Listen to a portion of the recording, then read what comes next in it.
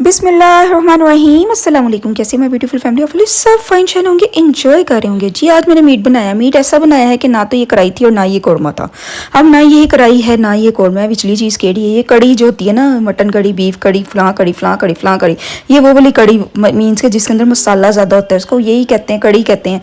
बस फिर मैंने मसाले वाला मीट बनाया था, क्योंकि घर में कुछ ऐसे बंदे भी होते हैं ना जिन्होंने उसकी वो पीस नहीं खाने होते, बोटी शोटी नहीं खानी होती, तो वो कहते होंगे सिर्फ मसाला खाना है। घर में कुछ ऐसे बंदे भी मौजूद होते हैं, जैसे हमारे घर मड़ियाँ मौजूद है, जरीश है, जिमल है। तो बस फिर उनकी वजह से फिर मैंने थोड़ा मसाला ज़्यादा रखती हूँ कि ना, ताकि वो इजीली फिर मसाले के साथ खाना खा लें।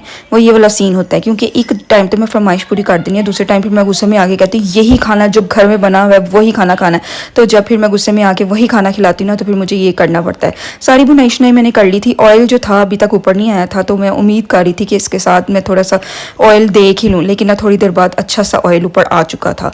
तो फिर बस मैंने ये बनाया, वाइंड अप शाइंड अप किचन करने लगी थी। मैंने कहा चिकन टिकन जो है किचन को ज़रा नीट एंड क्लीन कर लूँ। अब ये जो हमारे प्यारे प्यारे बॉक्सेस होते हैं, जो जैम हाली होता है, उन्होंने मैं शीशे में कढ़नी है, वो चीज़ें पा के रखी जानी है। हाँ जी, पिज़्ज़ा सॉस के अंदर मैंने कलौंजी डाल के रखी हुई है। हर मसाला हर पुरानी बॉटल के अंदर पड़ा हुआ है। वो चुपके चुपके वाले जो मसाले होते हैं ना, जो अंदर रखने होते हैं, रिजर्व में सौंफ हो गई, वो गर्म मसाले के डिफरेंट आइटम्स जो हो गई, हर बॉटल के अंदर कोई ना कोई मसाला मिलेगा आपको। इसके अंदर से एक भी जैम नहीं होगा, जैम की बॉटल जस्ट उस फ्रिज में पाई गई होगी। तो ना जिमल कह रही थी, जिमल मामा ही मैंने ये खाना नहीं खाना, घर वाले सब कहीं गए हुए थे। अब जिमल साहिबा अकेली घर थी और उसने फरमा दिया था कि मैंने ये वाला खाना बिल्कुल भी नहीं खाना, मुझे कुछ और बना के दें। मुझे समझ नहीं आई मैं क्या बना के दूँ। नूडल्स मैंने नाश्ते में करवा दिया, खिला दिए हुए थे। अब लंच की बारी आ रही थी और समझ नहीं आ रही थी मैं इसको क्या खिलाऊँ। सोच फिर मुझे याद आया, चलो फ्राइज़ ही बना देती हूँ। थोड़ा सी बनानी है, फटाफट बन जाएंगे। ज़्यादा बनानी हो ना तो मुझे बड़ी हल्का सोना शुरू हो जाती है। हाय अल्लाह, फिर मैं फ्राइज़ बनाऊँ, ये करूँ वो करूँ, फिर ये वाला सीन हो जाता है। अब ज़रा 2 आलू के बनाने थे, फटाफट ही बनने थे।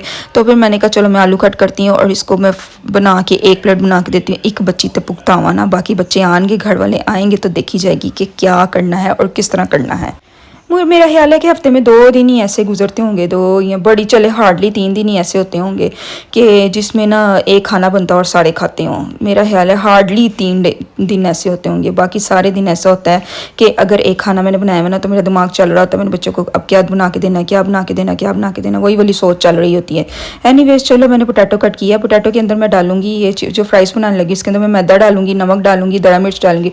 और इधर मैं क्या बाहर दिन सारी करना, बारिश बुरिश तो नहीं है। अब भी मैं कपड़े ये डाल के ना, ये अभी मैंने ना पोटैटो कट की है, उसके साथ ही मैंने इन्हें फैला के आई थी। पोटैटो कट करने से पहले मैंने कपड़े फैलाए, अभी मैं पोटैटो कट किए हैं। कट करके ना अभी मैंने कढ़ाई में जब मैं ऑयल डाला, उसको मैं फ्राई करने लगी हूँ। बाहर इतनी बारिश और मुझे पता ही नहीं चला बारिश हो गई है, क्योंकि पता नहीं क्या सीन था कि मैं अंदर हूँ, मैं कपड़े तय कर रही थी। और वो जिमल ने बाद में आके, जब वो किचन में गई चेक करने के लिए कि फ्राइज़ हो गए हैं, तो जब किचन में गई उसने कहा मामा बाहर तो बहुत तेज़ बारिश हो गई। मुझे इतना दुख लगा कि अब भी मैं कपड़े डाल कर आई हूँ और अभी दोबारा फिर मैं भाग कर गई और जाके मैंने सारे कपड़े उतारे। वो सारे तकरीबन भीग गए हुए थे दोबारा से।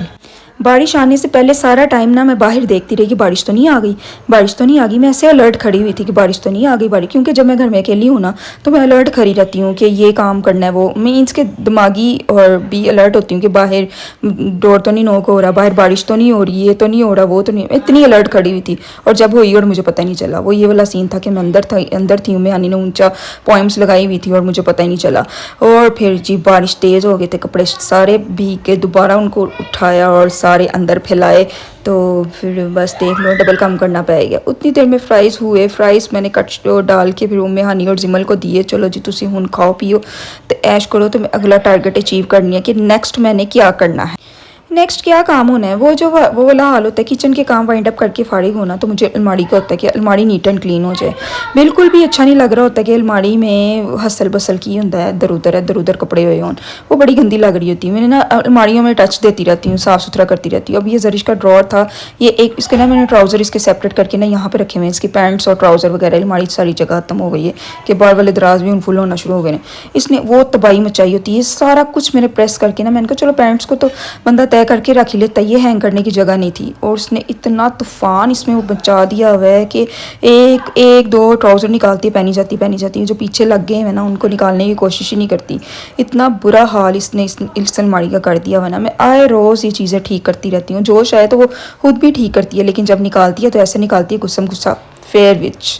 पता नहीं क्यों ये मैनर्स बच्चों में आते ही नहीं है कि उनको इजी बस काम चाहिए। ऐसे ऊपर वाला निकाला पहना और दोबारा ऊपर वाला ही नीचे रख दिया, वो ये वाला सीन हुआ होता है। फिर मैंने कहा चलो इस अलमारी को भी थोड़ा सा खड़े खड़े सेट कर दिया जाए, क्योंकि अलमारी अंदर से ठीक हुई हो ना तो फिर स्पेस भी अच्छी सी बन जाती है। वो अच्छा नहीं लग रहा होता कि वो सारे कपड़े ऐसे उठाए और इसके अंदर फेंक दिए और फिर निकालो, एक निकालो फिर दोबारा उठाओ उसके अंदर घुसा दो। तय करके सलीके से रखे हो ना तो बड़े प्यारे लग रहे होते हैं कपड़े, डिसेंट लग रहे होते हैं।